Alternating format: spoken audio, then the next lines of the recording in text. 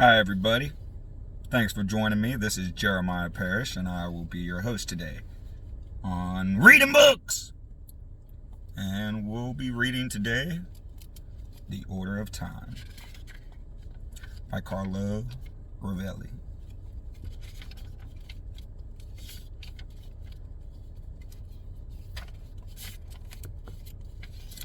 Forgive me, the first video. Yeah. Perhaps time is the greatest mystery. Even the words that we are speaking now, thieving time, has stolen away, and nothing can return. I stop and do nothing. Nothing happens. I am thinking about nothing. I listen to the passing of time. This is time, familiar and intimate. We are taken by it. The rush of seconds, hours, years that hurl us toward life, then drag us towards nothingness. We inhabit time as fish live in water. Our being is being in time. Its solemn music nurtures us, opens the world to us, troubles us, frightens, and lulls us. The universe unfolds the future, dragged by time, and exists according to the order of time. In Hindu mythology, the river of the cosmos is portrayed with the sacred image of Shiva dancing. His dance supports the coursing of the universe. It is itself the flowing of time. What could be more universal and obvious than this flowing? And yet, things are somewhat more complicated than this. Reality is often very different from what it seems. The earth appears to be flat, but is in fact spherical. The sun seems to revolve in the sky when it is really we who are spinning. Neither is the structure of time what it seems to be. It is different from this uniform, universal flowing. I discovered this, to my utter astonishment, in the physics book I read as a university student. Time works quite differently from the way it seems to. In those same books, I also discovered that we still don't know how time actually works. The nature of time is perhaps the greatest remaining mystery. Curious threads connect it to those other great open mysteries, the nature of the mind, the origin of the universe, the fate of black holes, the very functioning of life on Earth. Something essential continues to draw us back to the nature of time. Wonder is the source of our desire for knowledge, and the discovery that time is not what we thought it was opens up 1,000 questions. The nature of time has been at the center of my life's work in theoretical physics. In the following pages, I give an account of what we have understood about time, and the paths that are being followed in our search to understand it better, as well as an account of what we have yet to understand, and what it seems to me that we are just beginning to glimpse. Why do we remember the past and not the future? Do we exist in time, or does time exist in us? What does it really mean to say that time passes? What ties time to our nature as persons, to our subjectivity? What am I listening to when I listen to the passing of time? This book is divided into 3 unequal parts. In the first, I summarize what modern physics has understood about time. It is like holding a snowflake in your hand. Gradually, as you study it, it melts between your fingers and vanishes.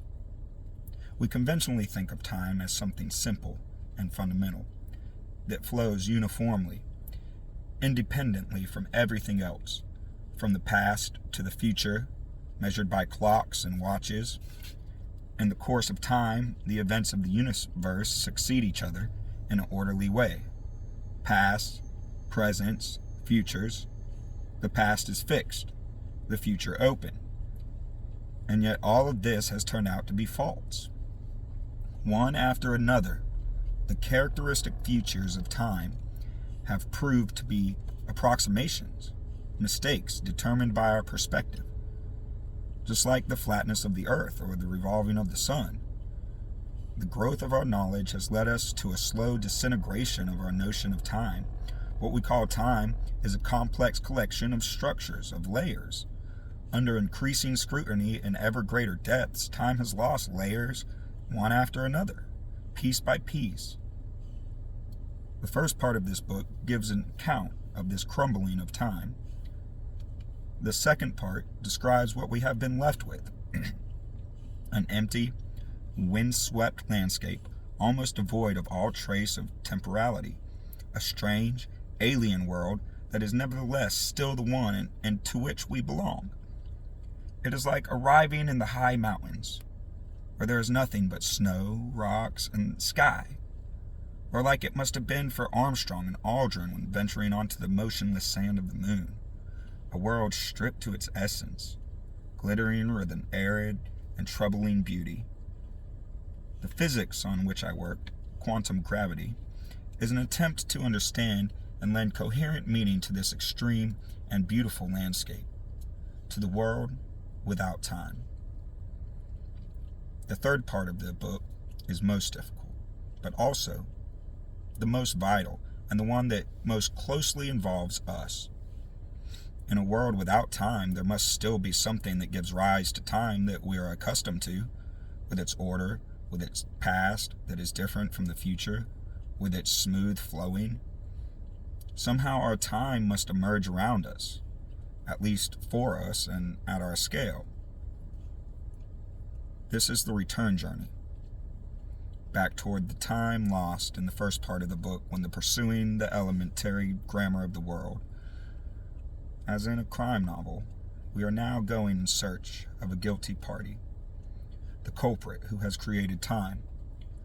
One by one, we discover the constituent parts of time that is familiar to us, not now as elementary structures of reality, but rather as useful approximations for the clumsy and bungling mortal creatures we are, aspects of our perspective and aspects, too, perhaps, that are decisive in determining what we are, because the mystery of time is ultimately, perhaps, more about ourselves than about the cosmos. Perhaps, as in the first and greatest of all detective novels, Sophocles' Oedipus Rex, the culprit turns out to be the detective. Here, the book becomes a fiery magma of ideas, sometimes illuminating, sometimes confusing. If you decide to follow me, I will take you to where I believe our knowledge of time has reached, up to that brink of that vast, nocturnal, and star-studded ocean of all that we still don't know. And that is the foreword. And if you join me tomorrow, I'll begin chapter 1. Maybe not tomorrow, but next time on Reading Books, I'll be reading chapter 1. And I hope to see you then.